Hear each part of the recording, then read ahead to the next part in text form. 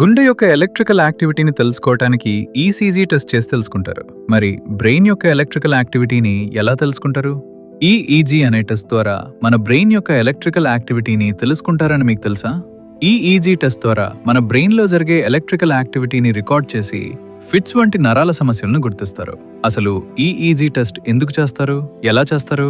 Fits గుర్తించడానికి, స్పృహ కోల్పోవటం లేదా తరచూ పడిపోవటం వెనుక కారణం తెలుసుకోవటానికి, పిల్లల్లో లేదా ఆ పెద్దల్లో అసాధారణ ప్రవర్తన ఉంటే పరీక్షించడానికి, బ్రెయిన్ ఇన్ఫెక్షన్ లేదా బ్రెయిన్ ఇన్ఫ్లమేషన్లో మెదడు పనితీరును చూడటానికి, కోమా లేదా తీవ్రమైన మెదడు సమస్యల్లో బ్రెయిన్ యాక్టివిటీ అంచనా వేయడానికి, కొన్ని సందర్భాల్లో నిద్ర సంబంధిత సమస్యలను పరిశీలించడానికి చేస్తారు. తలపై చిన్న చిన్న ఎలక్ట్రోడ్స్ అంటిస్తారు.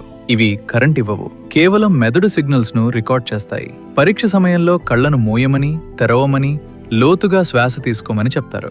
ఈఈజీ టెస్ట్ ఎక్కడ చేయించుకోవాలి?